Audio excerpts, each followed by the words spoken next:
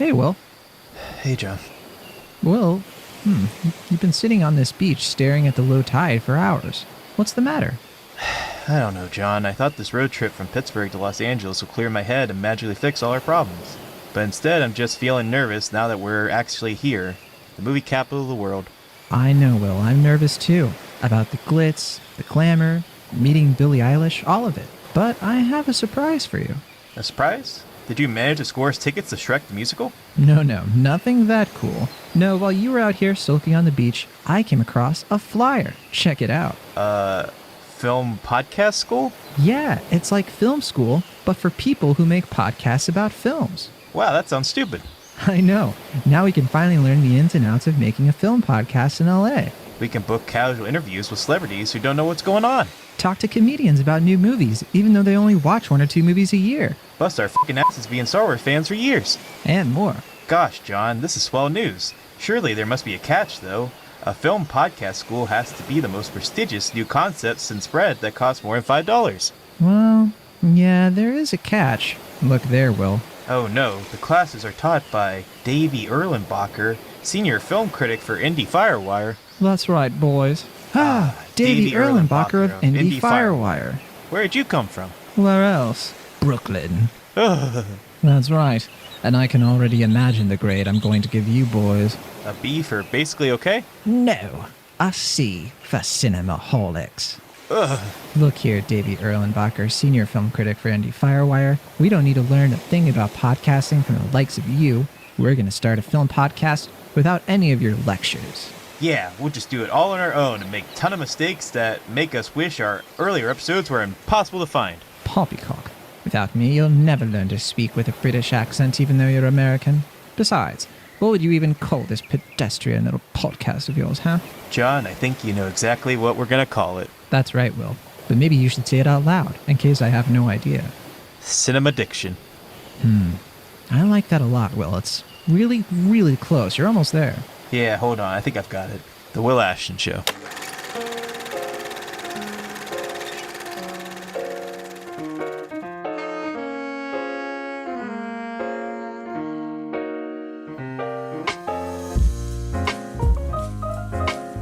Welcome once again to Cinemaholics, where we talk about the biggest and best films coming to theaters and streaming online.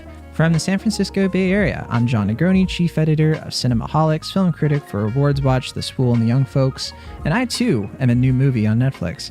From Pittsburgh, Pennsylvania, he's a pop culture writer for Cinema Blend, and I think he wants to talk to me about dinosaurs right now. It's Will Ashton. Hey, congratulations. You can find more episodes of Cinemaholics, including our full archive on cinemaholics.com, including written reviews and other bonus content. You can write into the show anytime by sending us an email, cinemaholicspodcast@gmail.com. Let us know what's going on. Drop us a line. And if you'd like to support this show, help us keep the fun going, please head on over to patreon.com/cinemaholics. We also have Cinemaholics merch you can purchase on our website at cinemaholics.com. So get yourself a hoodie, mug, t-shirt, shot glass, you name it. Links to everything I just mentioned are in the show notes as usual.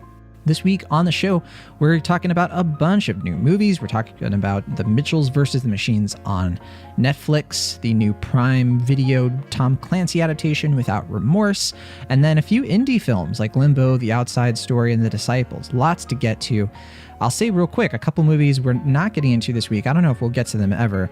There's 4 Good Days, the new Mila Kunis, Glenn Close movie we are not going to be covering. Oh, yeah.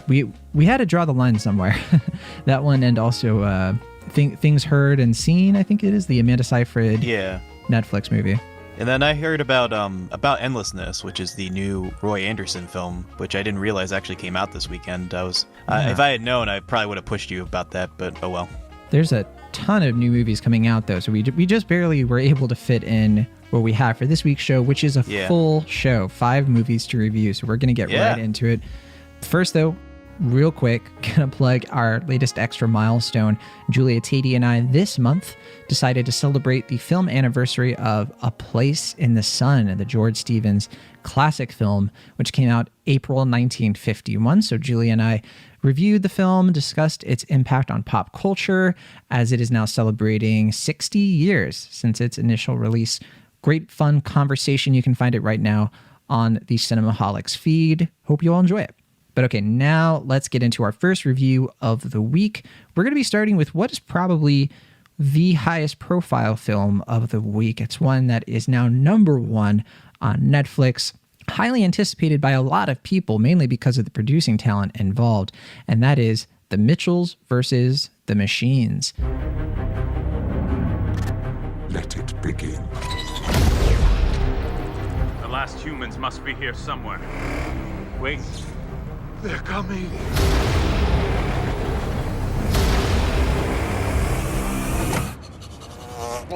Is that a burnt orange 1993 station wagon? Or is it? Who are these unstoppable warriors? We're the Mitchells, the only people who can save the world.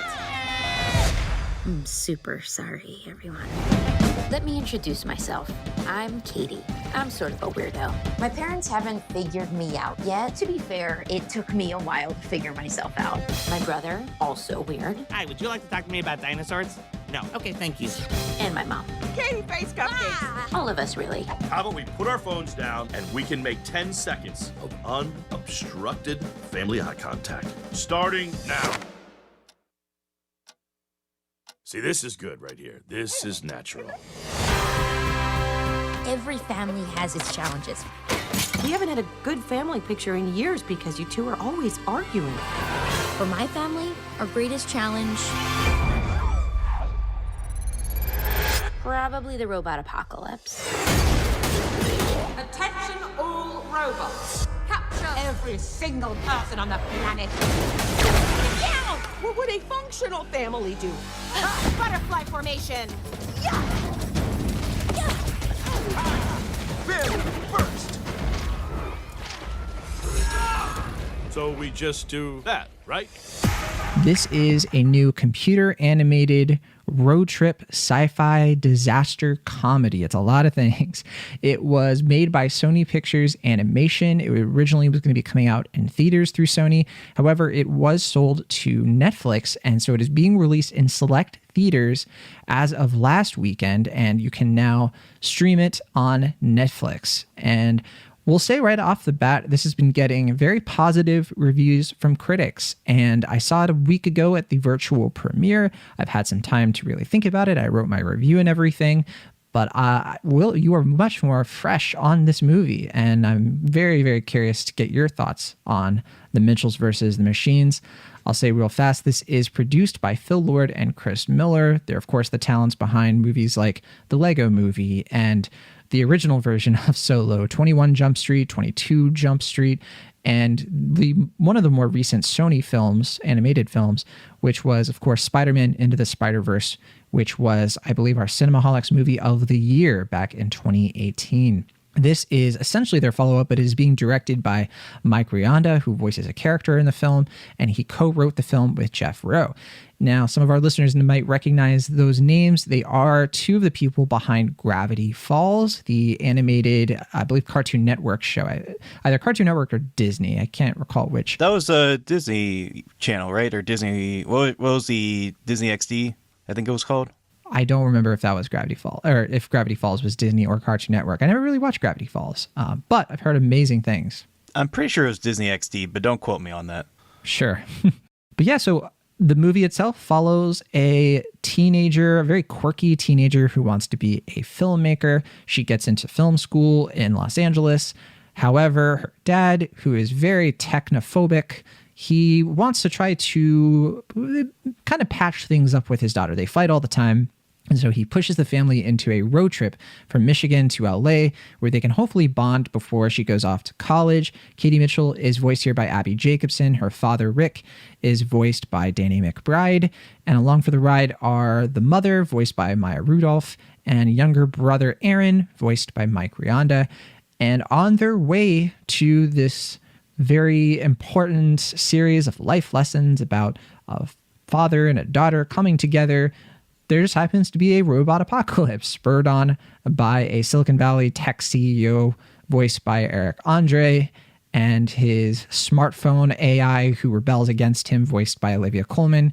We also have some fun side characters coming in here. We have Beck Bennett, Fred Armisen, Conan O'Brien. It's a fantastic cast. We also have some fun neighbors here voiced by John Legend, Chrissy Teigen, and the whole movie is really just a loud, almost 2 hours of pure fun. As I said before, critics are really liking this. But Will, what did you think of the Mitchells versus the Machines? Overall, I thought it was pretty good. Maybe my expectations set me up to fail a bit because I was told from you and several other people that it was like the best anime movie since whatever, maybe even Into Spider-Verse. I'm not exactly sure, but that's because it probably is, yeah. I guess I don't know. I mean, like I did enjoy it. It took me a little bit to get into it. The beginning of the film, as I expect it to be, is very frantic, very high energy in a way that, I don't know, I guess it's because I'm getting older. It's just that style of family movie is just not as appealing to me. And I guess with this time around, I am starting to notice the Lord and Miller formula. I mean, they've had that formula for a while now, and that's not to say this is like the first time it's really crept in. I know with the Lego movie spinoffs and especially with like Lego Batman movie, I was kind of noticing this, but with this film, it did feel like this is a filmmaker kind of copying their model, and as opposed to something like Into the Spider-Verse, where I think they're able to kind of make it into their own thing. In addition to having those Miller and Lord influences, this felt like the directors here were filling in for them and just kind of making a Lord and Miller movie that they were just, their influence felt like it was kind of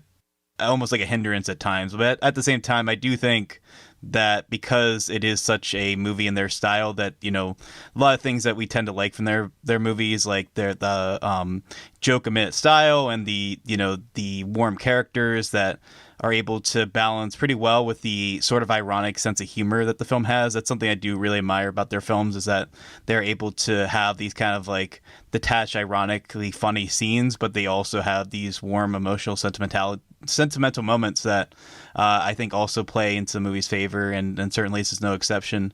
And I do really like the animation style. I like that this film, I don't know if it has any 2D stuff, but it does feel like, similar to Spider-Verse, a mix of 2D and 3D animation, like almost like 3D characters are being outlined by like 2D designs, and I think that's pretty cool. I don't know like all the technical terms for that in terms of animation, but by and large, I think it is an enjoyable film, and it did win me over by the end. But I don't know if it's one that I'm quite as enthusiastic on compared to other people.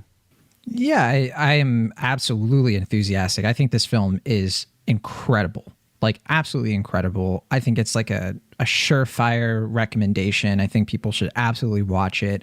And I don't know, I've seen some people kind of in the past week, even people who didn't have the biggest expectations, kind of coming away from it, kind of poo-pooing on it a little bit, like just being like, whatever, I don't get it.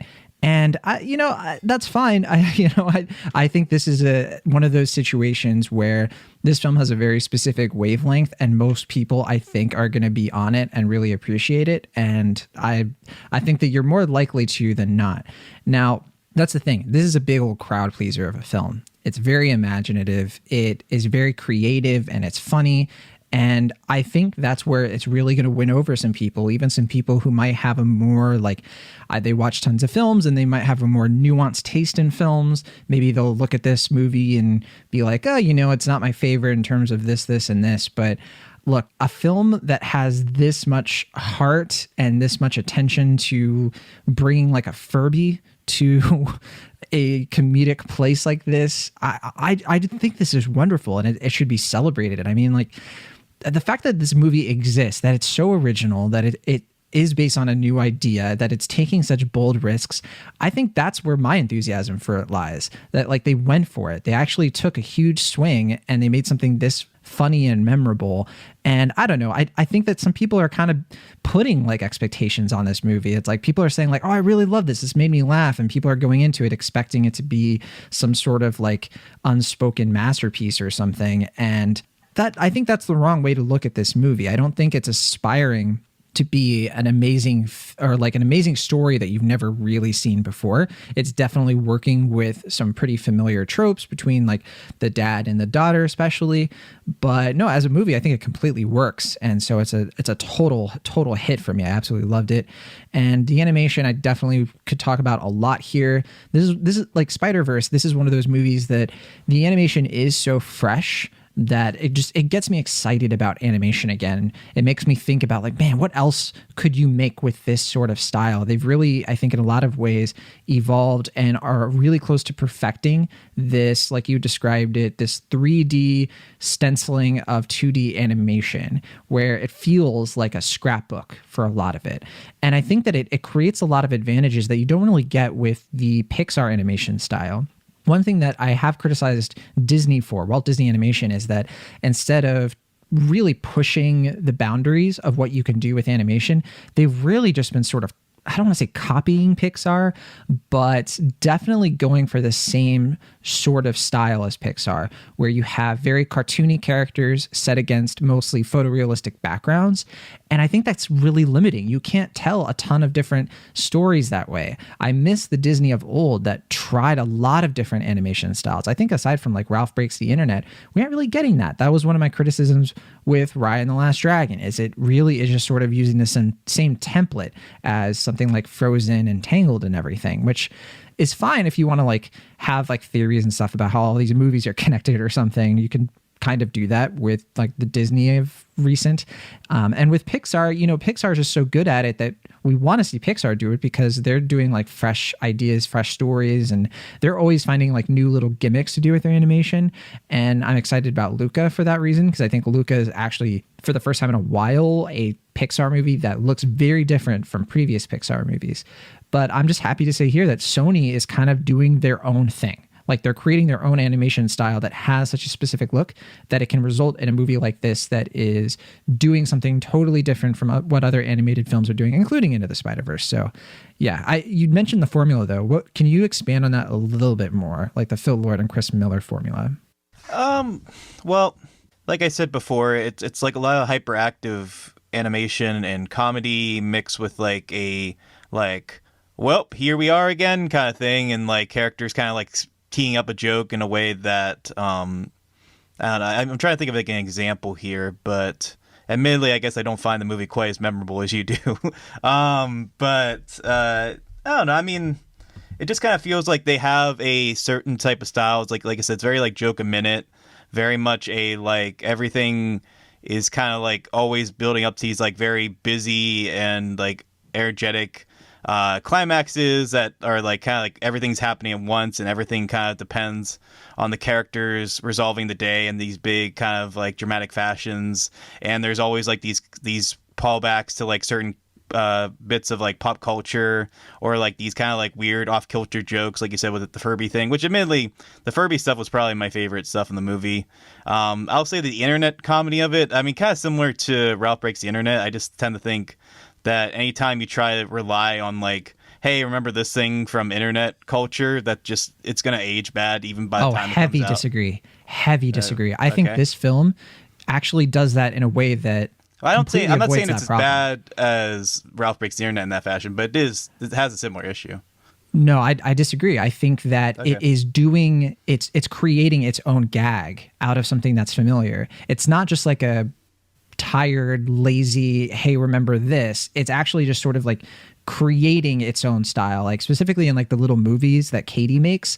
Like you could enjoy that like 10 years from now without having like a context for like the internet culture right now, and it would still be funny, because I think it's still funny, like it stands on its own. And so I think that they actually, I thought they did a lot of effort to make that happen. They don't rely a lot on references and intertextuality and like, oh, you'll like this because you remember this. It's more of like, you'll like this because it has like a good foundation of humor, at least in my opinion. Sure. I mean, it's not, like I said, on the same level of this issue as Ralph Breaks the Internet, but I don't know. It did still bug me throughout, but like I said, that's more of a nitpick than like a full out criticism of it.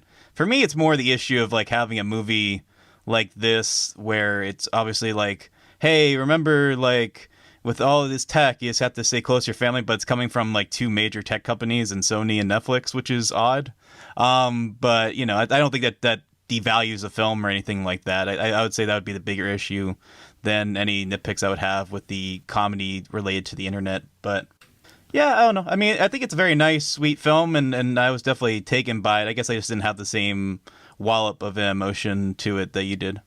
Well, I think, on the whole tech company thing, they are sort of going for there is an advantage to our tech obsessed culture, because like ultimately the movie sort of is about how we can use technology. Like if we appreciate and respect technology, then it can also save the day. It's like, it's key to how the characters ultimately like try to navigate this apocalypse, right? It's not a very simplistic message, which I appreciate. It's not just saying like, oh, don't use technology at all, avoid it, because a lot of the film is about how technology is democratic. It allows Katie to channel her creativity in ways that her dad doesn't understand. And I thought that was really sweet. Again, it's not trying to tell a new story. It's just telling a familiar story in an updated, more modern way. And I likened this to like a film that is actually about like the modern family in a very relatable, accessible way. And a lot of films have kind of gone down this road of, people are too attached to their phones, and these films can be kind of preachy, but I just like that this film isn't preachy. It actually shows that there's a lot of effort with the characters here, specifically Katie and Rick, the father and daughter. Like, they're not stereotypes. They're not characters who do everything the way you expect them to. There's so many moments in this film where they actually do try to sort of relate to one another, or they put in effort. And I really like that Katie herself is not a very unlikable protagonist. Like, she's not just sort of like, oh, I hate my life. She's not a very angsty teen. She's a lot like teenagers today. And I think that's really helpful for people to watch, because you can sort of understand, I guess, Gen Z people a little bit better, because it felt a little bit more true to life. I think sometimes these films, which tend to be made by baby boomers and Gen X folks, they can sort of like lump in millennials and Gen Z and sort of treat them as the same, which isn't very fair and it's not very accurate. I think Gen Z is a lot closer to what you see in this film in a way that I think is really nice. And even little things like the way that like Katie gets along with her little brother, it's sweet. It makes me root for these characters, even though I recognize there are a lot of conflicts that they have to navigate. And so, yeah, it was more of a wallop of an emotional thing for me, for sure. And I hope for a lot of people. I think that, I definitely don't think that a lot of people are going to watch this and have a lot of the same hangups. Obviously, everybody should manage their expectations. I'm not saying everyone who watches this is going to be like, this is the best thing I've ever seen. I just think that I think it's almost a guaranteed like good time for like a lot of different families. Yeah, I mean, at the very least, it's a very amusing, very sweet film, and I agree with you that the personal element of it, I think, does play a factor in it. I mean, the movie makes no bones about the fact that it is, at least in part, seemingly based on the filmmaker's own personal life or his own familial upbringing, and there's obviously going to be something very sweet and resonant about that. And I do agree with you in terms of the fact that the characters being fairly neurodivergent is something I definitely admire about the film. For instance, the youngest son, they don't outright explicitly say it, but it's mostly implied throughout the film that he is on the spectrum, or he has Asperger's in some fashion or another. And I feel like it's a pretty good portrayal of it. Like they definitely mine a lot of humor out of it, but it doesn't feel like the joke is that he is like autistic or anything like that. I think they're able to find that balance. Yeah, he's not the butt of the joke. Right. So I think that's something definitely I find very admirable. And obviously, as I've mentioned before on the show, whenever they can introduce characters on the spectrum in a way that doesn't feel one-dimensional or insincere, I have to give points and apply a film for that, and this is no exception. Yeah, I mean, I think it's an amusing film, and I don't disagree that I think a lot of people are going to get a lot out of it, and I think families are going to certainly enjoy. And I do agree with you that this is one of the rare of late Gen Z films, or films directed towards Gen Z, that doesn't feel necessarily condescending or like insincere in that fashion. Like it does feel like it's appealing to a certain sort of teen or preteen that is growing up in this very tech heavy generation, while also recognizing like the challenges and disagreements that can come from older generations. I guess in this case more like Gen X. And I don't know, I guess they're not really so much boomers, but it does kind of feel like those type of issues that I've noticed with that generation as well. So yeah, it's a worthwhile film. It's certainly enjoyable. Like you said, I guess the formulaic elements of it, I guess, detach me from it a little bit more than other folks, but I imagine that's going to be less an issue for other people than it was for me. Didn't mention that there is some millennial representation here with the Eric Andre character. He really is like the stereotypical, millennial who thinks that like he's saving the world with his work and like really he's just making the world worse in a lot of ways. That is one character that I didn't love. Whenever the movie kind of cut to his whole deal, I just didn't find, I felt like it was way more inserted. But I think the Olivia Colman of it all really saves it, because I think she is so just dashing as a villain here, and she has so many fun jokes at his expense, specifically in like the commentary of like, if a smartphone was sentient, how tired of us it would be, and rightfully so. So that stuff certainly worked for me. I will say, like, some people are saying that this is a very weird movie. It's very odd and it's very offbeat. I think relative to a lot of other films, even animated ones, I definitely wouldn't say that. I'd say that this is very mainstream. This is very it's pretty accessible, yeah. Yeah. I don't think people should kind of go into this thinking that it's like Crypto Zoo, basically. Like if you want something that's weird and that's gonna kind of make you question things about your life, that's Crypto Zoo, which is hopefully coming out later this year. Yeah, probably my favorite, I guess, by default, my animated movie of the year. Since we have this, Raya and the Last Dragon, and that. So, yeah, but I am very curious to see what people think of Crypto Zoo, but that's another discussion for another day. Yeah, we'll get to that at some point, I hope. But yeah, with this movie, I absolutely love it. It's a full-on recommendation from me. I give it the big old A.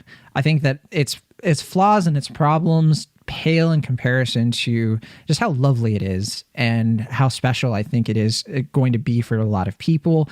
I think that it is a little bit too long, but that is one of the nice things about being able to see this on Netflix, is that you don't have to watch it in one sitting if you feel like it's a little too long for the kids. And I think that this film has some really great, poignant messages about how to recognize the differences in your family. And I say that as somebody who, like, I didn't really relate with any of these characters. Like, the relationship between me and my parents is very different. Like, my parents were never kind of questioned my career choices, or they were very, like, hands off in that way. They're very trusting. But I can still watch a movie like this and get swept up in a story that I don't relate to directly. But I know people who've gone through what this Katie character has gone through. I know a lot of people who've gone through what the dad and the mom go through in this movie. And yeah, I think that it's all very sweet and touching. And I just think they absolutely nailed it. I love seeing movies like this with so much effort and with so much audacity to try to do new things, even, and do it like in a way that is that accessible. I think there is a lot of merit to that. I think sometimes people can write things off as being like, well, it's big, it's mainstream, almost like that's a criticism. And I don't think it is. I think there is a place for movies like this, and I'm very happy that it's there. I think that it's the movie that I wish Ralph Breaks the Internet was, to be totally honest. I say that as a big old fan of Wreck-It Ralph. I think that is one of the best recent Disney movies. And, since you brought it up, I think Ralph Breaks the Internet was definitely way more of a slog and not a film that I really think holds up. But I look at this film as kind of an inspiration point for a lot of people. I think a lot of animators and storytellers of the future are going to watch this and really find a lot of inspiration points with it, which is great because it is definitely deserving. So again, that's an A for me. What about you, Will? Yeah, I mean, I guess I'm between, in classic Will Ashton fashion, a B- and a B. I'd give it a high B-, but I guess that's subject to change. Like I said, I do recognize what people are loving about the film, and I like it. Kind of similar to Lego Batman movie. I find myself kind of hit and miss with the comedy, and I found, like I said, the kind of formulaic elements of the storytelling to be a little off-putting. It prevented me from fully engaging with the film, and I guess that's just more of a me issue than other people issue. But at the same time, I think it works. It's very zippy. It moves pretty well considering the, like you said, 2-hour length of the film. I don't think it necessarily felt its length, though. I was kind of getting a little bit of a restless leg syndrome at the end because of the length. But by and large, like I said, it's a fun, enjoyable, very sweet, very personal film that I think is going to be pretty accessible outside of its kind of weirder touches. And if anything, I kind of want it to be a little bit weirder, but that's a common criticism that I make. So with that, yeah, I think a fine high B- is where I'm landing on it right now. All right. Well, The Mitchells versus the Machines is 109 minutes long, and it's doing pretty well critically, 97% on Rotten Tomatoes. I'm curious how this would have done if it had been in theaters. It's a movie that probably would have come out around the summertime, like right now, and it has a probably big budget. It's somewhere between $50 and $100 million. I wonder if it would have brought a lot of people out based on this new IP. I'm not really sure, but I would hope it would because I think it's a whole lot of fun. I have a pretty certain at this point it will probably be my top 10 of the year. Yeah, it makes sense. I mean, it sounds like it from the way you're talking about it. One thing I did forget to mention, though, that I think you did mention it, but I think the voice cast here is generally pretty good, at least for the main characters. Though I did find the design for the dad kind of odd compared to Danny McBride's voice. It just didn't. I don't know if that ever fully connected with me. I felt like design would have been fitting of like Nick Offerman or something. It just kind of felt like. I don't know. I never fully, but I felt like Abby Jacobson and Maya Rudolph, they fit into their characters and designs pretty well. And then something about the Danny McBride character and voice and fully connect with me. But I thought you did a good job performance wise. Yeah, I definitely don't agree with the off-put. I thought it fit pretty well, actually. I was kind of glad that they got Danny McBride for it. It wasn't the vocal performance I would have expected from him, but I think it worked. Sure. Yeah, I mean, I guess I'm used to his voice coming out of more obscene characters, so maybe that's part of it. All right, let's get into our next film. Without Remorse. This is the latest adaptation of a Tom Clancy novel. It is an action thriller that you can watch right now on Amazon Prime Video. Now, there is a novel called Without Remorse. It is a spin-off of the Jack Ryan film series. And for that reason, you've actually seen this main character before if you've seen some other Tom Clancy adapted films, because it features John Kelly, one of the more famous, probably the second most famous Tom Clancy character, at least in terms of the novels and the films and such. But yeah, so this new film is directed by Stefano Salima. It was written by Taylor Sheridan and Will Staples. It stars Michael B. Jordan, who is a producer of the film, along with Jodie Turner-Smith, Jamie Bell, and Guy Pearce. Also Coleman Domingo, and I think only like one or two scenes, very, very quick. But yeah, so the story of this movie follows a U.S. Navy SEAL who gets kind of into a bit of a web of conspiracies. Some of his teammates start to mysteriously get picked off after a mission that goes wrong. And after losing people close to him, he goes on a revenge warpath against the people he believes are responsible. This is mainly an update of the novel. It's very different based on what I have looked into. They've changed a lot of things around. And one of the major changes is how Michael B. Jordan is playing this character who's previously been played by Lee Schreiber and Willem Dafoe. This is definitely a new take on the character in at least some ways, but in other ways, it's definitely not new. And this is a film, I know that they've been trying to make this for years and years and years as kind of, jumping off the success of Jack Ryan. It's definitely a different kind of flavor because Jack Ryan, he's like a CIA analyst who kind of gets put into the field for the first time. And we, of course, have the Jack Ryan series on Amazon. And I think that's probably what they have in mind here is to sort of like merge those franchises, because you could ostensibly see like Michael B. Jordan popping up in that series of shows, or maybe they're going to do a movie, who knows, because Jack Ryan has been pretty successful, the show on Amazon with John Krasinski at the lead. But that said, this film has come out and it has been getting pretty trashed from critics, definitely mixed to negative. It was going to be set for a theatrical release by Paramount. And of course, with a lot of things that I guess we're talking about this week, especially, it was delayed, and then eventually Amazon got their hands on it, and it's now on Prime Video. Will Ashton, what did you think of Without Remorse? By and large, I thought it was okay. I think it's like you said, a return to the sort of star-driven character films of the 90s and early 2000s, which for someone like me is pretty refreshing. It's nice to see an age of IP and blockbusters, even though obviously, as you mentioned, it is an IP. It does feel like a film that is made to carry Michael B. Jordan's star power and allow him to stretch himself as a leading man. And while this certainly isn't a showcase on par with the Creed films or even something like Black Panther, where he plays an outstanding supporting character, I do think that this movie, by and large, is a little bit more accessible and enjoyable when it is a good showcase for Michael B. Jordan as an action star, as well as a dramatic star. But as you kind of mentioned already, I feel like the film itself it feels less like a film and more like a extended pilot for what would essentially be a John Kelly Amazon series, like in the same way that Jack Ryan is a pretty popular series on the service right now. And I know this wasn't made by Amazon, but the fact they acquired it does kind of feel that way, even down to the Avengers type of end or mid credit teaser. It just produces a sort of cynical undertone to it, especially considering that the style of the film, it is not super flashy or pulpy.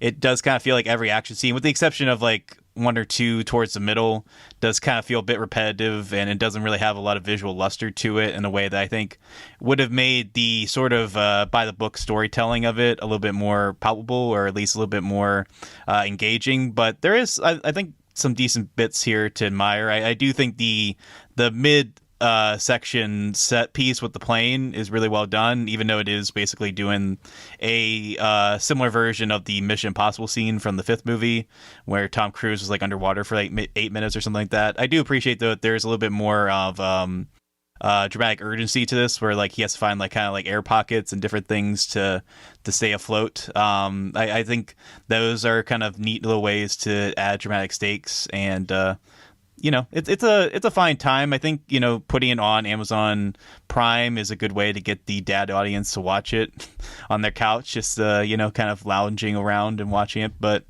I don't think there's a lot here that really stood out to me beyond that. I think it's a fine time passer, but not a whole lot more.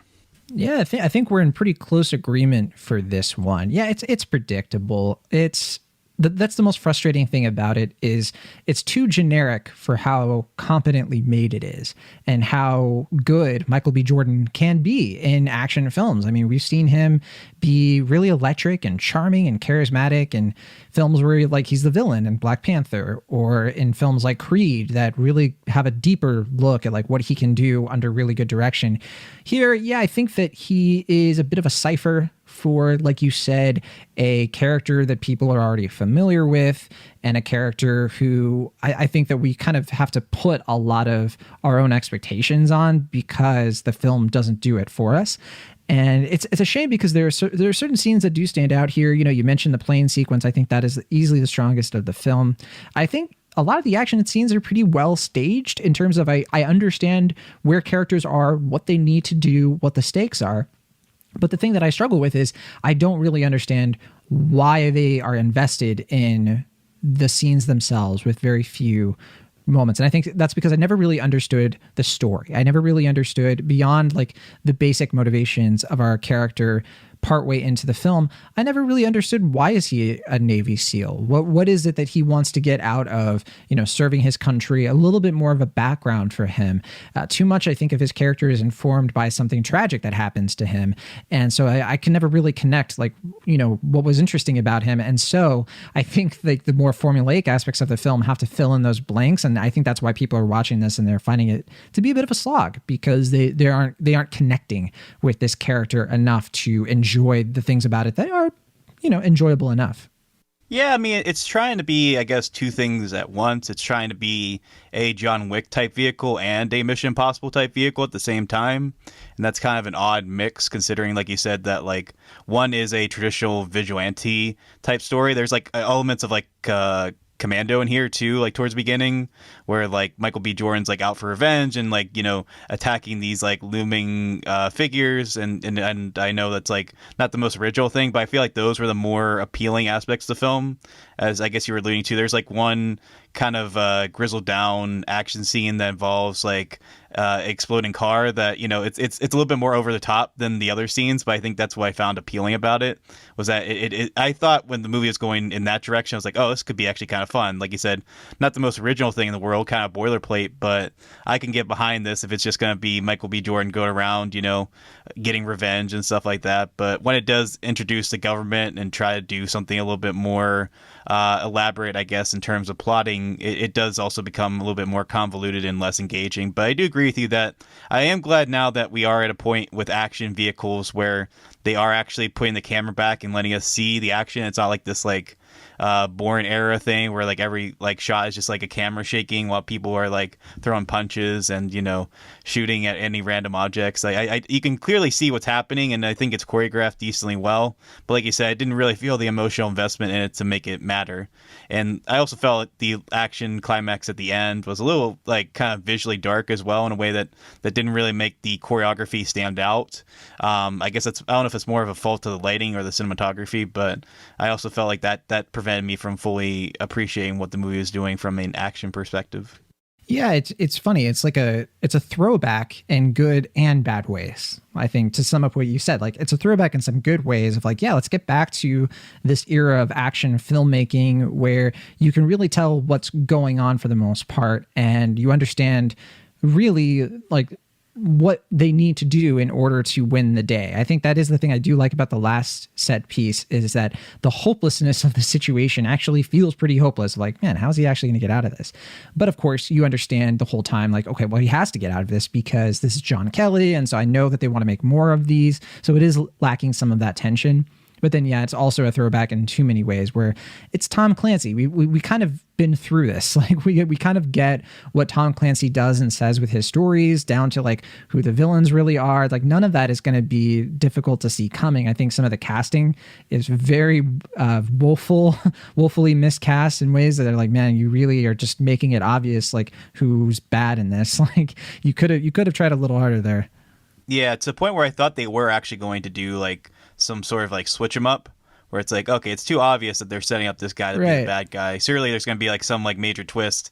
And I thought that's what we were going to get in that bathroom scene, and then it's just like, oh no, that's what we're getting. All right. Yeah. Fine.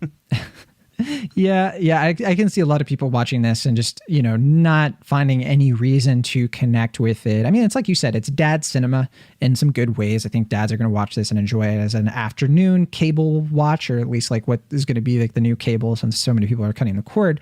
But that's kind of what it's setting out to do. But at the same time, I think that they were hoping that this would be a very lucrative, well done franchise. For Michael B. Jordan especially, I think that this would have been, I kind of wish that this was a little bit more successful for him, something that could have been out in theaters, that could have been a reliable moneymaker for him, just for the fact that it means that we could see him doing riskier films on the side, because I think that's where his more interesting stuff could lie in his future, because he's a great talent. I think that this film, though, only really cares about his physicality. It doesn't really care about his range as an actor, and I think it lets him down in some ways. I know people have been kind of talking about, or like questioning, you know, if he's really a good actor, and that makes me pretty sad, because like, we know he's a good actor. I just think he needs the right director. Yeah. I mean, it's no surprise in that regard that the movie cares about his physicality, because he takes his shirt off like every 20 minutes. Mm-hmm. Which I'm not complaining, but I mean, I'm not complaining. I'm just saying that I think that adds to your point that the movie seems to see him more for his muscles than for his acting chops, which, as you suggest, is a shame, because like clearly he can act. Like we've seen, you know, at least a few films now where he can be very charismatic and, you know, very appealing as a screen presence, whether as a supporting star, like we said, in Black Panther and Chronicle, or as a leading man in something like Fruitvale Station or Creed. So it's like clear that he can act. But yeah, this vehicle doesn't really play to his favor. But yeah, I mean, if it was just going to be a like kind of like by the books, middle of the lane sort of actor heavy action film that is intended to be shown on TNT at like 2:30 on Thursday, I could have gotten behind that. But this felt so much like a pilot that it felt very clinical and cynical to me, that I wasn't really fully able to overlook how much this felt like it's trying to set up the blocks for something bigger, to a point where it doesn't really seem to care much about setting up character investment and tone, because like, oh, just so you get the idea of what he's trying to do, here's some action scenes, we'll buffer this out later in the other movies. And it's just like, well, no, just make a good film now and we'll get there along the way. Very good point. Yeah. For me, I'm a low B- on Without Remorse. I think that, yeah, it's mostly forgettable, but as an action film, it's solid enough. It's solid in the ways that it needs to be. I really like Jodie Turner-Smith in this. I think that she has a really interesting and different kind of dynamic with the character. And it's great to see two black leads in a Tom Clancy adaptation. That is definitely a breath of fresh air, at least for that. But yeah, in terms of how the film will ultimately be remembered, I don't think it will be remembered well. But I could see them kind of figuring this out on the second try. I think that they'll probably want to make another film. I don't know if like you said, if this could be like a series that they want to do, or I could see this maybe being more of a crossover type of situation, but I'm not really sure. After the reception of this, I think that will be a very difficult sell. But hey, I mean, look, Jack Ryan has failed to launch how many times before they've kind of found some success with the John Krasinski take. So I think that this deserves at least another shot without any puns intended there. But what about you, Will? What is your grade for Without Remorse? Not too far from you. I ultimately gave it a C+, just because I think by and large, like it's competent. It's not like egregious in its faults. I just kind of wish it was something a little bit more, either if it was pulpier or a little bit more focused in terms of being one specific type of ripoff or another. Yeah, I mean, the only thing I disagree with is I actually found Joni Turner-Smith to be a bit flat here, but I do agree with you that it is nice to see two black leads working together in a, kind of rigid material like this. I do think that their chemistry together was pretty apparent despite my disagreements with her performance. But I also did enjoy Guy Pearce in this a lot. I actually felt like he was having a good bit of fun here, and I always enjoy seeing him play it up or ham it up. So yeah, it's a fine C+. All right, well, Without Remorse is 109 minutes long. It is available to stream right now on Amazon Prime Video. And I think Rotten Tomatoes wise, it's like in the 40s at the moment. Last I saw it was about like 44%. So yeah, I mean, it's not like super low with critics. Some critics are definitely giving it a pass, but yeah, just a word of caution. If you are unsure about this one, there is a chance you might not like it as much. But yeah, I think that this definitely has a very specific audience. You probably already know if you're in that audience demographic. So that is Without Remorse. Let's get into our next film, Limbo. Limbo is I called it a dark dramedy in my review. It is the second film by Ben Sherrick. It centers on a group of asylum seekers who are inhabiting a remote island in Scotland. I think it's a fictional island. And they're waiting to find out if they're going to be granted asylum on the mainland. And so they're kind of like living in this bit of limbo. In the meantime, they have to take cultural awareness classes, which are very funny. They are taught by a man named Boris, played by Kenneth Collard, and a woman named Helga, played by Sidzi Babett Knudsen. And this film is Focus Features. It's also being distributed by Mubi. It mainly follows around a young Syrian refugee named Omar, who is played by Amir Masri, and his friend he kind of befriends him over the course of the film, Farhad, who is played by Vikash Bahai. Apologies if I mispronounced any of these names. I probably did. But yeah, this is kind of a, dry kind of comedy. It's a little sweet. It's a little dark. It's a little sad in a lot of different places. Will, I know you already saw this film last year, I believe, at TIFF, if I'm not mistaken. Or was it TIFF?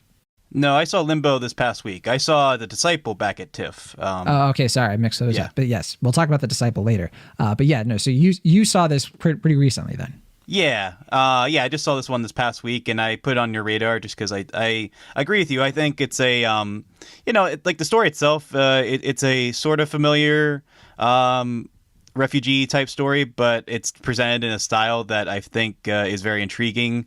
I could see some critics sort of dismissing it for similarities between like Yorgos Lanthimos or Taika Waititi or maybe Jared Hess, but I do appreciate that. I think the character work here is what shines. Like it's a pretty good way of presenting a sort of imbalance of like having no clear foot in one place or another. Like everything's sort of out kilter, but it helps to establish the point of view of our characters and establish how they are trying to just kind of find their place in life. They can't really go back home, but they don't really feel comfortable in this place that, like some people in the town are outright like hospitable towards them, and some people hostile or hospitable.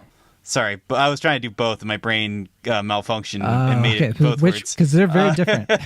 Sure, yeah, I know. I was trying to say like some people are hostile towards the refugees and some people are more hospitable. but they have sort of a clumsy sort of like they mean well, but like it's a small town. They haven't really interacted with more than maybe like 50 people in their lives. So like it's more of like just kind of like a small town awkwardness, sort of like what we were talking about with Minari when we reviewed the film. Like it just kind of comes more from like an ignorance to interacting with people than like being like racist or inconsiderate.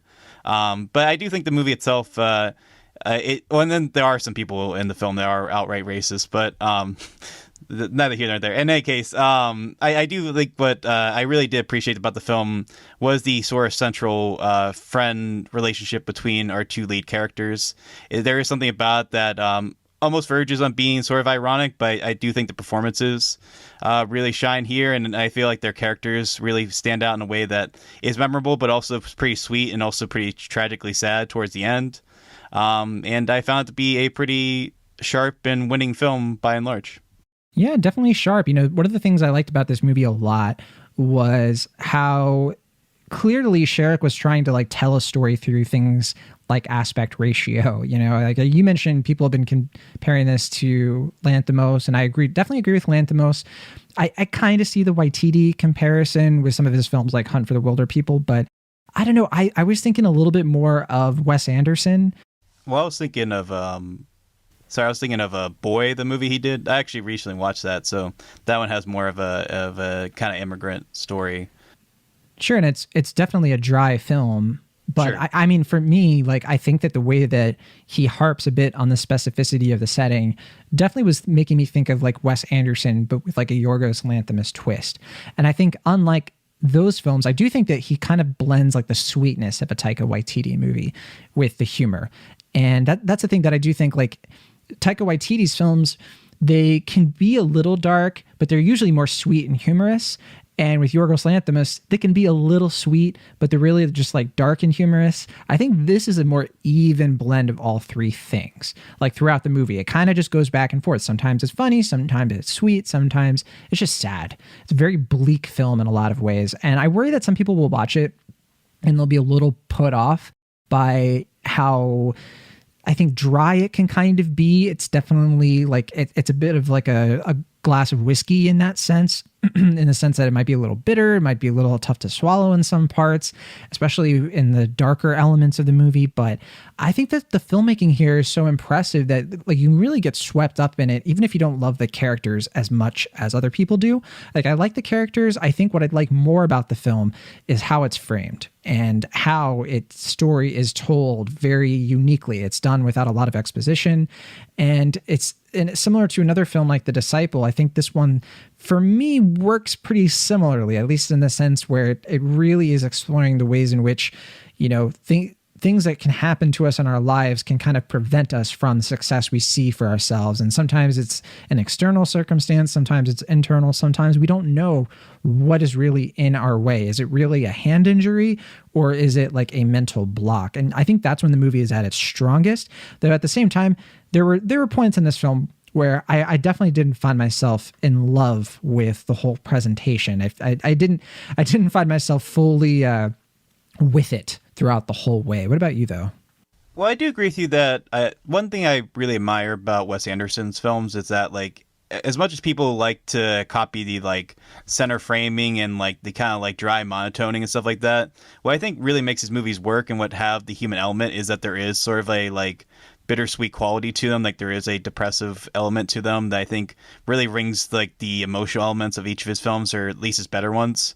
And I think that's the case for this one as well. I think that's what makes that a pretty apt comparison, is that the movie itself, as you were mentioning, it is definitely, a bittersweet film at best. Like the character himself, the main character, is a very depressive character, and, his perspective is very lost and uncertain. But, through the film's sort of wry sense of humor, it's able to kind of find the dry humor in the situation and make the film a little bit more presentable, because there are so many movies about refugees that are a little bit more true to reality, but they're just so bleak and hard to watch that I think the presentation of this film, it's not really deceptive, but I think it kind of helps you ease into the characters and the perspective to or in order to make the reality of the situation hit a little bit harder towards the second half. And I can agree with you that I think the stylistic choices don't fully blend here. Like, I'm not saying it's style over substance, but I do think the style of it isn't quite as confident or unique in its own presentation to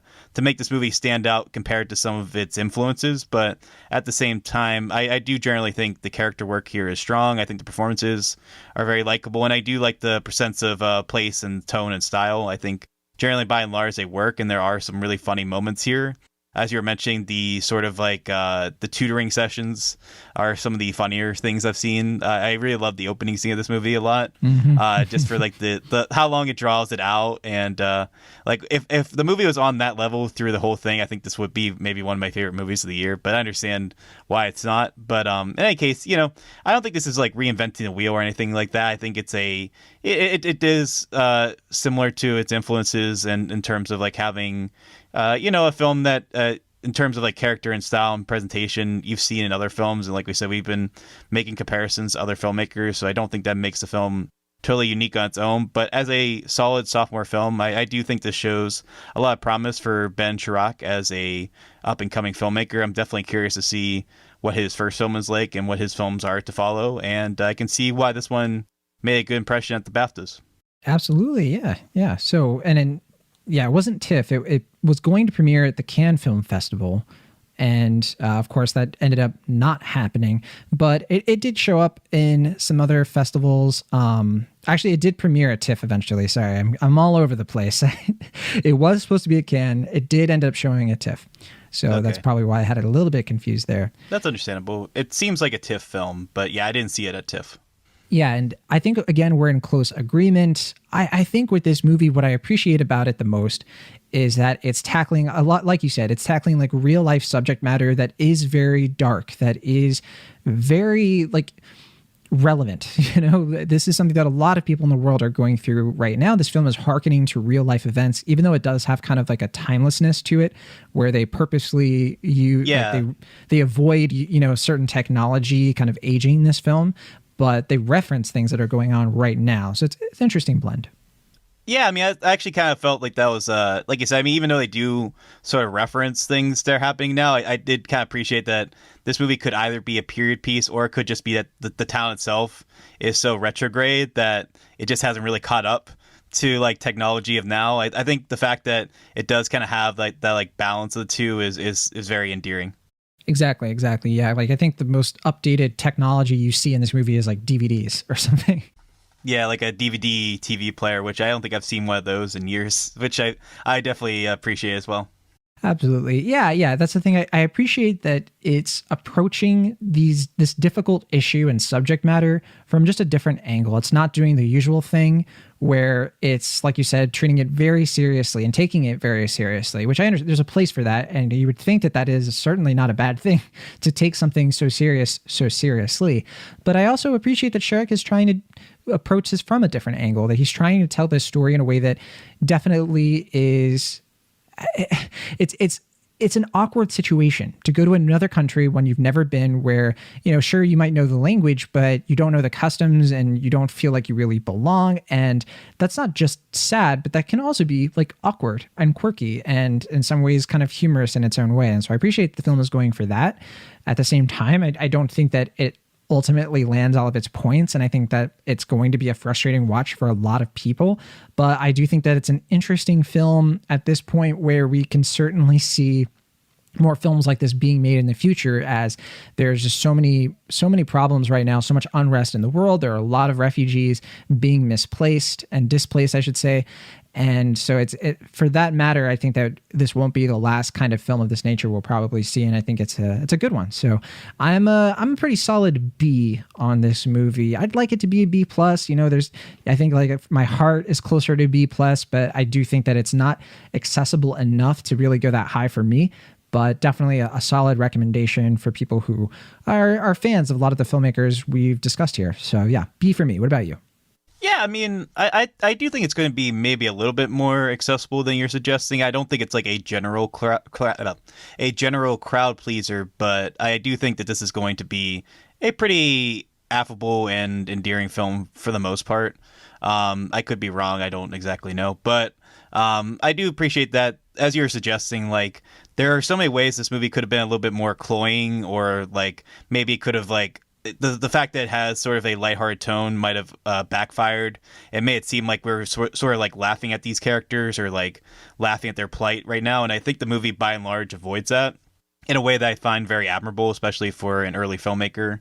And I think that also comes down to the performances here, which are pretty nuanced and layered, especially from our lead actor. I think that the balance that they are able to strike for most of the film is pretty impressive, and I don't think it necessarily dives into the dramatic elements with complete smoothness or confidence, but I think that it also helps to hit those moments. It helps for those moments to hit a little bit harder, and I do appreciate the fact that it is willing to get pretty dark as it does in the second half. So yeah, I think by and large this is a firm and solid B. Like I said, I don't think it fully escapes its influences, and I don't think it necessarily stands out completely on its own to make it a higher rating. But I think by and large this is a good film, and I think it's one worth checking out. All right, well, that is Limbo. It is 103 minutes long, and it's currently available to watch in the US and the UK. In the UK, I think that's where it's being distributed by Mubi, if I'm not mistaken. And Okay. Focus Features has the US distribution. I believe it's in select theaters at the moment. I'm not sure if it's going to be hitting digital or virtual cinemas anytime soon, though. Probably in the next month or two. That generally seems to be how they do it. Sounds good to me. And then it will be hitting the UK in July. Let's get into our next film here.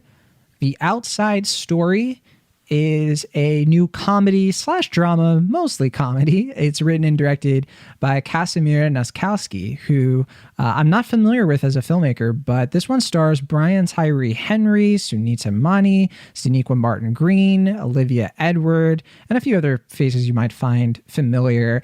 It premiered at Rooftop Films last August. I don't know if this is a very Brooklyn type film organization. They're a nonprofit, and I think their festival runs for a while. Like, I think it runs like all summer, if I'm not mistaken. They do like outdoor screenings of like new indies.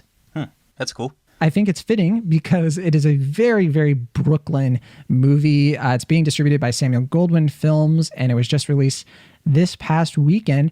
We checked it out, and this one follows the story of a guy played by Brian Tyree Henry. His name is Charles, and he's been kind of stuck in his apartment, not because of COVID, but because he's feeling kind of stuck in his career. His relationship with a woman named Isha, played by Sonequa Martin Green, has just ended. You'll recognize her, of course, from things like Walking Dead, Star Trek Discovery.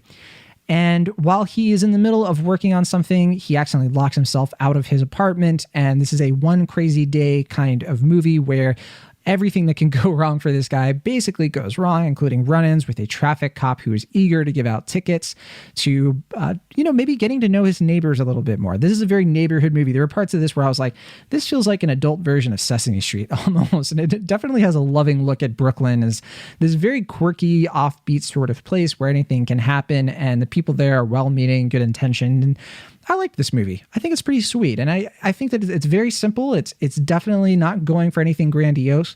But yeah, as a kind of lazy Saturday afternoon watch, which is how I experienced it, I definitely enjoyed The Outside Story. And I really enjoyed seeing Brian Tyree Henry in a leading man role. Will, we were talking about this before the show, that it is absolutely absurd that he has not been a leading man like this before. And I hope this is the beginning of some projects like that for him, because I think he carries his films so well. He definitely has the confidence of a leading man that I don't think has been fully realized elsewhere. But what did you think of The Outside Story?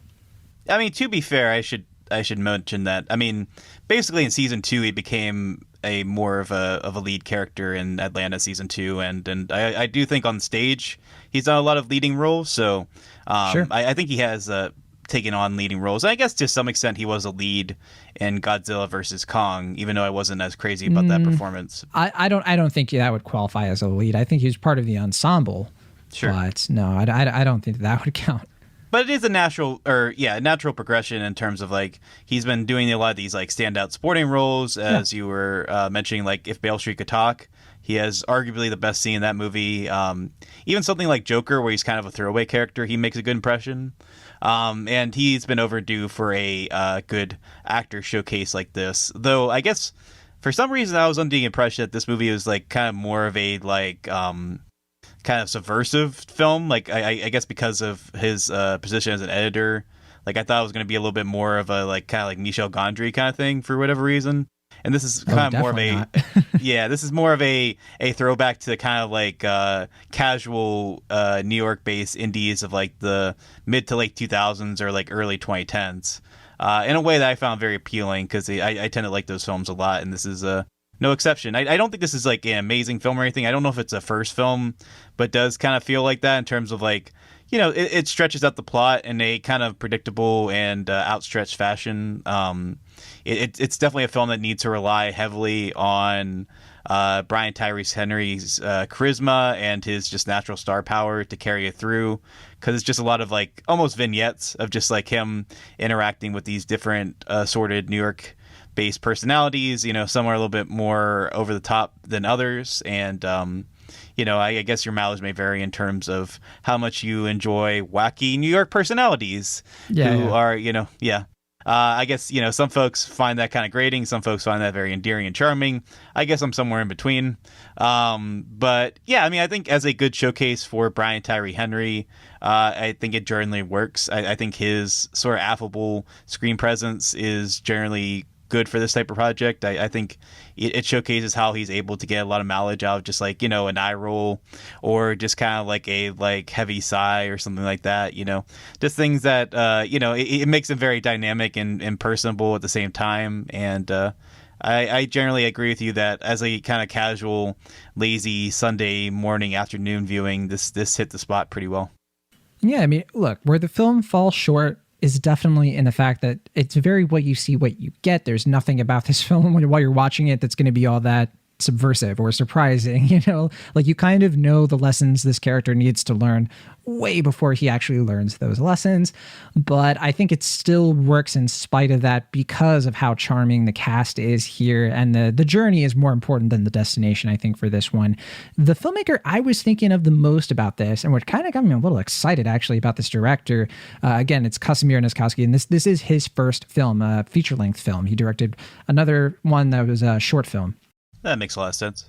What I think is very promising about, because it does kind of feel like a short film extended in some ways, but I really think that this film kind of reminded me a little bit of the way Woody Allen makes films about New York. Now, it's not a one-to-one. This is not a Woody Allen-esque movie in those senses, but I do think that it has that same sort of like loving neurosis like added to the quirkiness of living in New York that is exciting to me, because it would be nice if a filmmaker could sort of like put stuff out like this and not be named Woody Allen. I would appreciate that because I really like Woody Allen's films. And of course, you know, as a person, as a human being, I certainly have a difficult time separating the art from the artist in that situation. And so this was a kind of optimistic turn for me. I was like, people can make movies like this still. And, you know, without the baggage, if that makes sense. Yeah, I mean, if we're just gonna talk about some hot button filmmakers, I'll admit to you when I was before we recorded that this kind of reminded me of like an overlong episode of Louis at times, just in terms of it being you said. A very like New York based film about like, you know, like a lot of episodes of Louis just happen to be like him like kind of in a predicament like this where he gets locked out and he has to kind of just deal with these like surrealist type personalities. And I felt like this kind of was a harken back to that, but like you said, with I guess less baggage than it would be to watch an episode or two of Louis right now. One more person, I hate to even bring it up, but I also thought of Lena Dunham. Well, she's not quite as I guess taboo as the other filmmakers we mentioned, I guess. Well, I was because of the Louis thing too. I felt like this could be like an episode of Girls as well, you know, like that HBO show, the way that it would create these sort of bottle episodes where it really is just the character kind of like it's not a one-to-one, but I was thinking about the ways that characters in that show, I could see a character in that show being like afraid of their neighbors or not really connecting with people outside of like the world that they've created for themselves within the apartment, and that being such a specific insular thing for New Yorkers. Yeah, like a cagey personality who has to kind of get out of their shell and learn something from their fellow man or their neighbor is definitely something that we saw in Woody Allen's filmography and various episodes of Girls and Louis. So yeah, I think that comparison is apt, though I'm sure that's not the quotes they want on the poster right now. Right. The next Louis, the next Woody Allen, the next no, none of that. I only have two major criticisms of this film. The first one I already mentioned, where I just think that a lot of it you're going to see coming, and so it doesn't have much in the way of surprise. But the only other criticism I really have against this is not quite enough of Sonequa Martin Green. I think that the film could have used a little bit more of her character based on where the film ends up going. Especially there is some messaging in this film about the way jealousy works, and how relationships can be very fragile. And there are points where I wish that it had gone a little bit deeper on that stuff. I think that there's a lot of talking. There's a lot of talking around this issue, but I never really quite understood where Charles really there was clearly some baggage that Charles has with this subject that I was waiting for the film to get into a little bit more, and it doesn't quite. And at the same time, I think some of the more fun elements of this film are when we have Michael Crichton's character, who is Andre. And whenever he kind of gets brought into the movie because he's one of the tenants of the building who has to keep helping him out, I think that's when the film has its more fun exposition-y moments, because at least they're within the backdrop of his, let's just say, eclectic apartment. But yeah, as a very Brooklyn type movie, it's definitely not the most wide-reaching or anything, but I do like movies like this that kind of make Brooklyn feel like a fantasy land. And it kind of reminds me of The Intern for that reason, where man, Brooklyn is gorgeous. But I think that a lot of people will tell you that is a very, let's say, appealing version of Brooklyn, at least from this film. A loving look at it. Let's say that. Yeah, if you want a more realistic look at Brooklyn, New York, I would recommend How To with John Wilson. Yes. But yeah, I mean, I guess for me, this isn't so much a complaint, but more of a general comment in that I feel kind of bad that this movie is coming out now, because it has sort of rotten luck in terms of a movie about learning to embrace your outroverted personality and kind of learning to meet your neighbors and stuff like that. Extroverted. Extroverted. Outroverted? My brain's not really working today. But yeah, I mean, just learning to kind of embrace your fellow man and stuff like that isn't necessarily, I guess, the film that we need in 2020. I think the message of it is very sweet and sincere, but having that, and also just kind of, I guess, generally lighthearted depiction of the police is also something that kind of makes She's a traffic cop, though. And she's the butt of the joke. I don't know. I think that they actually... Well, there are other cop characters, but yeah, in terms of... I think they aren't treated the same way. So I actually think the film... That's fair. I thought the balance was okay. Because I was thinking the same thing, but I think that they did very specific things to avoid that, if you ask me. Sure.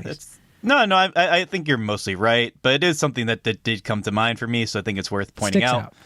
Yeah, but I just think... I might have waited. If I were Samuel Goldwyn, I might have waited until 2022 to release this, just because I don't know if this is... I don't know. Because look, people are getting the vaccine now, and people have been shut in their apartments, especially in New York, for a year. So I wonder if the timing might actually be a little bit get the vaccine and you can experience life like Brian Tyree Henry did in this new movie. I don't know. I feel like the timing could kind of work. Maybe, I guess, this should have come out in the late summer then. When people are actually more vaccinated. I don't know, just releasing it now is a little weird. It's not as weird as if I saw this in say June 2020. That would have been way weirder. Yeah, maybe this is more of an August, September movie, especially because it takes place in the fall. So it is. That's what I'm May thinking. Doesn't quite. Yeah. You might be onto something there. Yeah, I just think maybe not 2022, but later in 2021. My point just being that it's a little weird to watch this movie right now. But that's not to say that takes the movie down or anything. That just general thoughts. But I do agree with you. I think it is a little clumsy in terms of kind of gelling all these characters together. I think some characters get a little bit more screen time that I felt was kind of overbearing. the other characters I kind of wanted to know a little bit more to get a better understanding of Brian Tyree's character. Like you said, I think having a little bit of a stronger understanding of their relationship would have made the ending scene a little bit more palpable, because like it does kind of feel a bit abrupt when we get to like the emotional climax of the film, because we got kind of like flashes of it, but we really didn't fully understand their relationship before then. So I don't know if those moments hit quite as hard as they might have in a different type of film. But I generally kind of I enjoy this kind of genial, affable sort of filmmaking. It's a return to the type of films that I found very appealing as a younger man, and I wouldn't be opposed to seeing them come back, just because we're dealing with a lot of heavy movies with heavy subject matters, and it's nice to see a movie about a guy who's just trying to make the best of a bad situation, and that's sweet. So yeah. I generally found this one to be pretty enjoyable. Yeah, I think, it's low-key, very casual. It's kind of warm and fuzzy, like the polka dot socks that he wears in this. And I think that for me, I'm a B on it. I think if the main performance had been lacking, if they had gotten somebody else, I don't know if I would be that high on it, because it's not the best foundation for a film. But I just think that Henry kind of elevates this thing quite a bit. And so I think it's very pleasant for that reason. And I enjoyed it. It put me in a good mood. And I think that there are plenty of people who could watch this and get something out of it, especially if you're just like breezing through like a streaming service at some point and you come across it. I think that it's a nice little movie that you might have a good time with. So I am a pleasant B on the Outside Story. What about you, Will? I think this is the definition of a B-, like a plain Jane B- type film. Like we said, it's not completely cohesive. It does kind of stop and start a lot. It's a little laggy in terms of pacing and style, even though it is only like, I think, 85 minutes long. But it does ride on the coattails of Brian Tyree Henry's star power and just being a fairly sweet-natured film that has a lot of likable characters and a romanticized look in New York that isn't cloying or like grating in any excessive fashion. I do think it takes a little while to get going. Like, I think you kind of have to settle with the movie for about like 50 or so minutes before it really starts to work its magic. But once the general setup is established, I found it to be a pretty likable and worthwhile film. And I enjoyed the time I spent with it, even if it's not one I'm probably going to revisit anytime soon.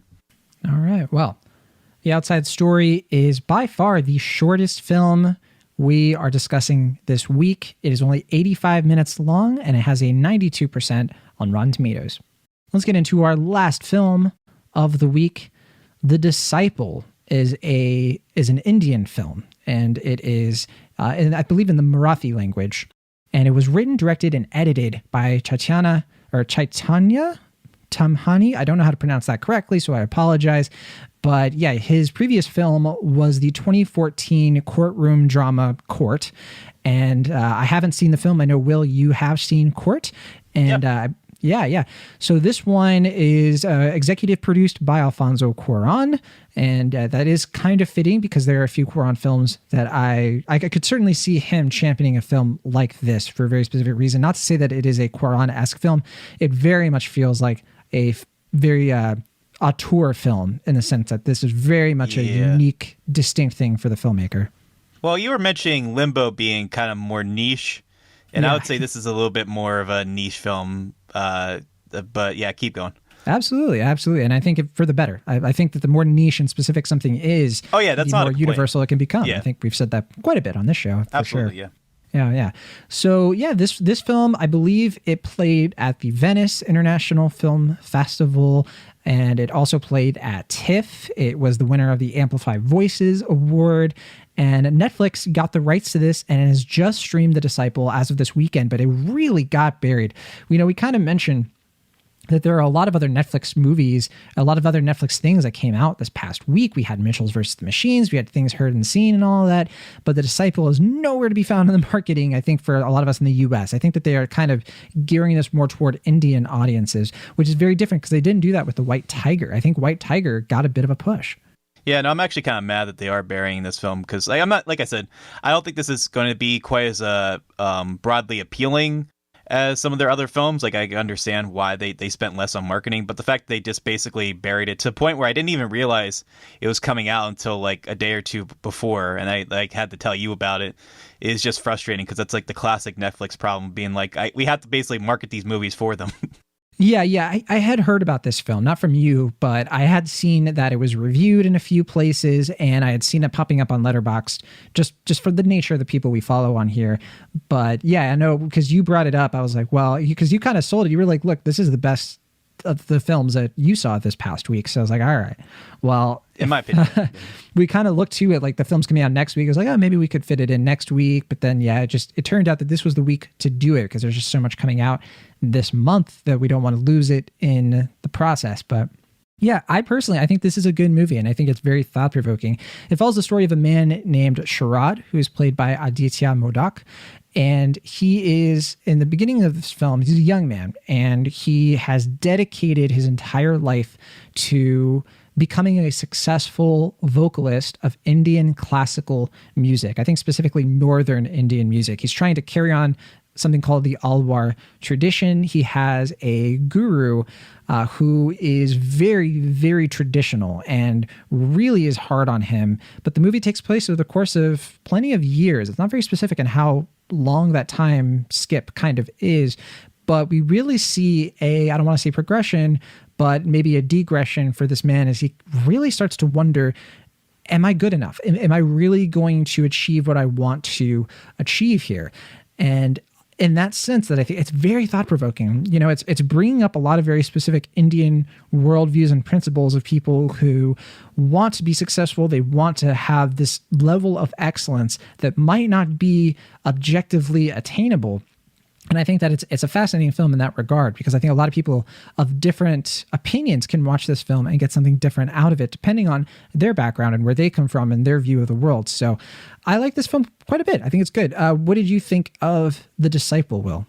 Yeah, I mean, similar to you, I found what I found most appealing about the film was that it has a very stark look at Indian culture, Indian politics, just general like what it's like to live in India for the filmmaker, at least from his perspective. But at the same time, the characters themselves a little bit broader. Like, he presents it in a straightforward fashion, but you kind of have to infer through like just general kind of subtleties what the characters feel, and like how you can really kind of make sense of their plight.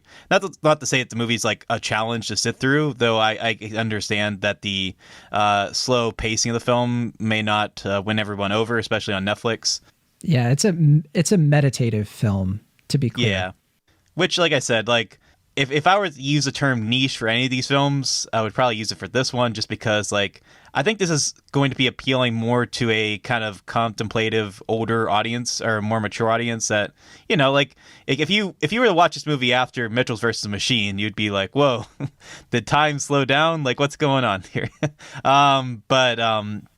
Yeah, no, I generally, similar to Court, I really appreciate how this movie, it just presents everything in a pretty broad and wide look, but at the same time, like, you get a very focused look at this character, and it's very adult, it's very layered in terms of its presentation, just in terms of like studying both him as a man and then just like who he is at a specific point in time in India and their culture. And like I said, I'm no expert on Indian culture, but I think through the filmmaker's presentation of the events and the timeline, I think it is done in a way that is very intriguing and worthwhile. And I don't know how wide of a audience is going to get, but I imagine if you're pretty patient with the film, it's going to be a pretty rewarding watch.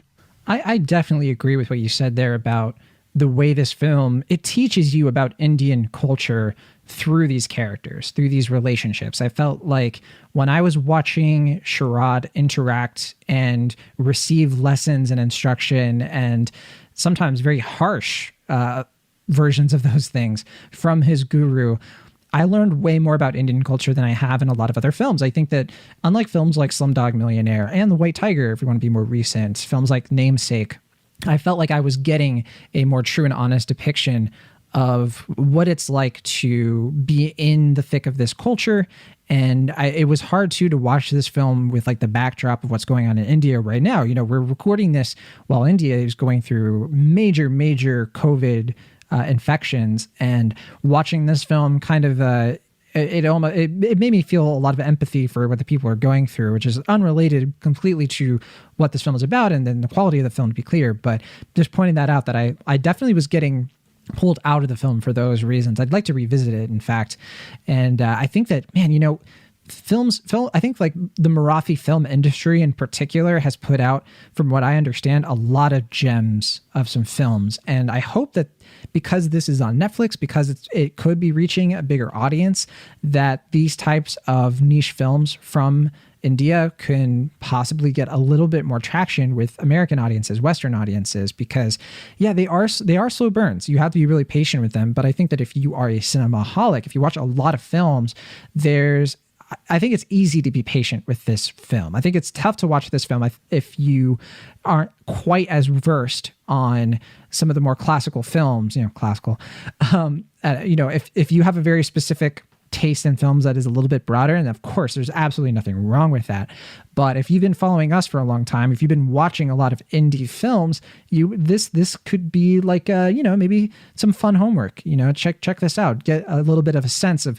what the kinds of movies people are making in India right now that are definitely a bit more avant-garde, definitely a little bit more contemplative. I said meditative earlier, and because I think that some of the best scenes in this movie are when it's just everything is kind of sitting still and you are just like obsessively observing the expression of the main character, and you kind of know what this movie is from the very beginning, but at the same time just like watching it unfold, it's very mesmerizing in a lot of ways. So I'm a fan of this. I think that of its subject matter, it does a good job of really putting out its message. And yeah, it sounds like you like this quite a bit as well.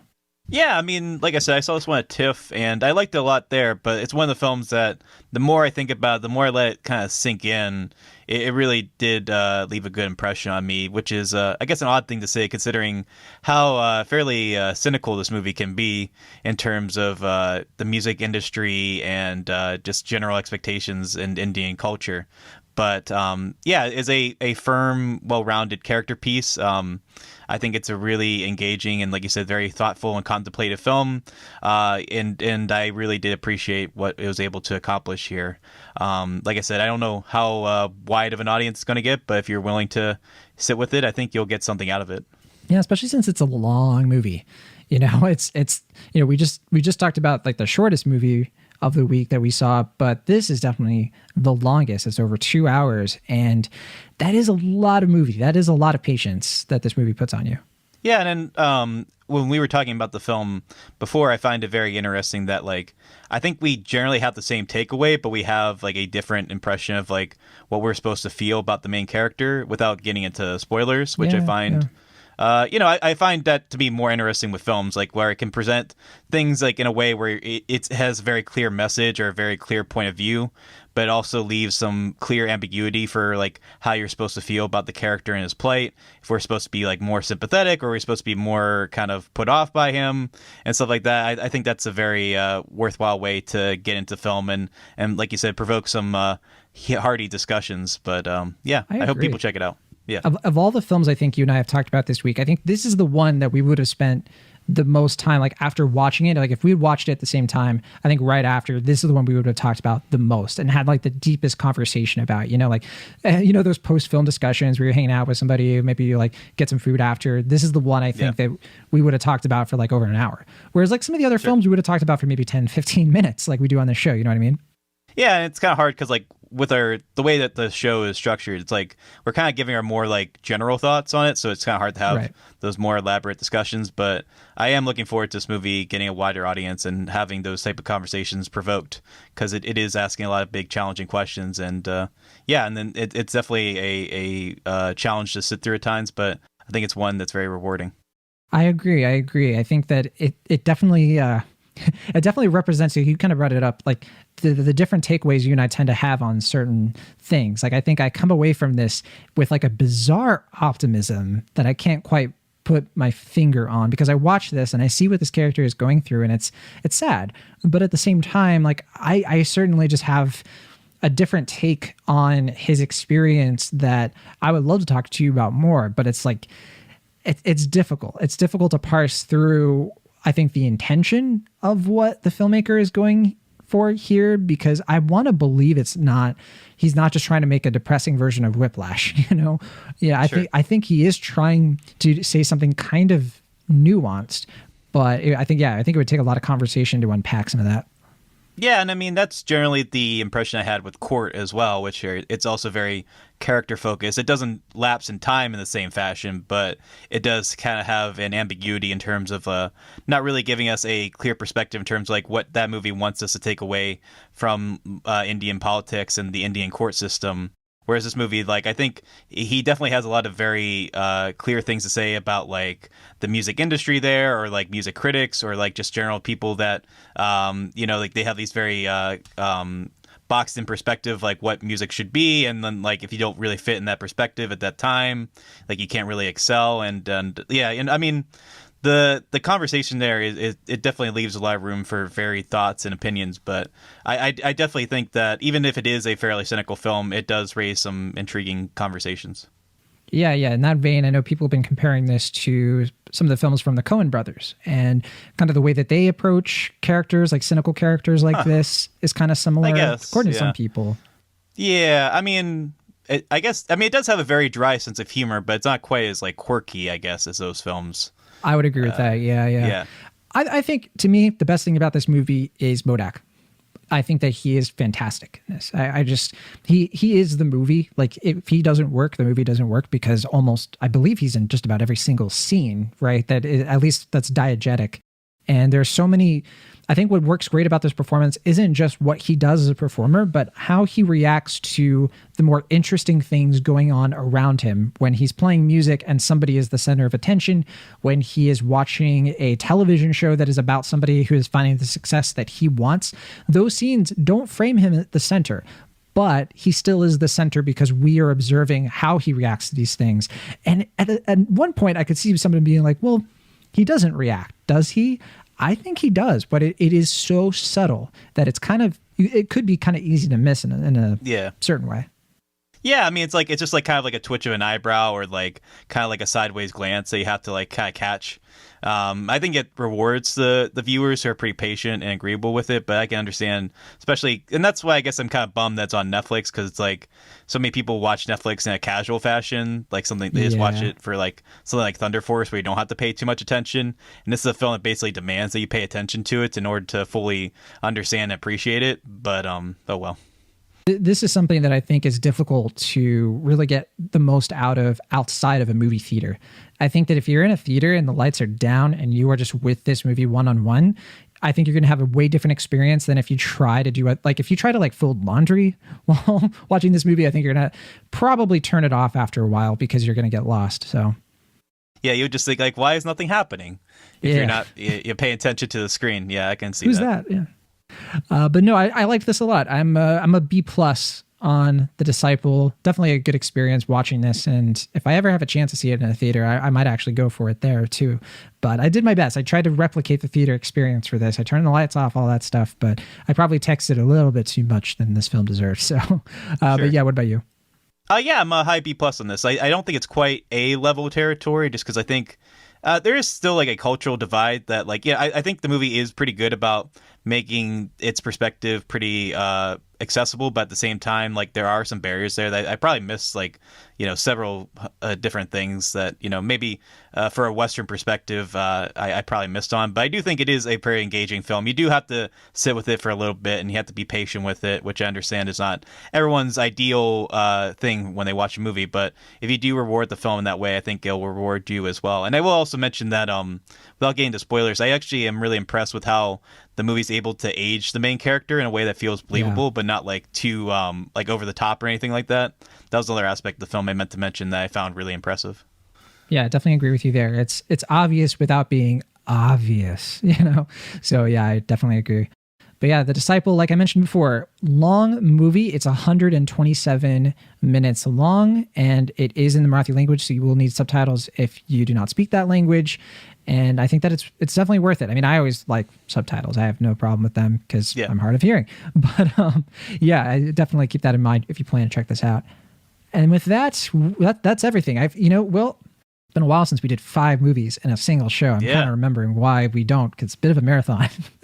Sure. But strong week for movies, to be certain.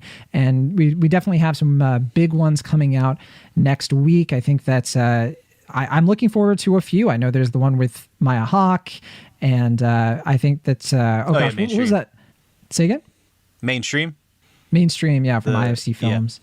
Yeah. Looking forward to that. There's a whole bunch of movies coming out next week, and it's going to be an interesting summer. I think that we're getting like a lot of indies right now, which is always fun, but we are going to miss a few because, can't see them all.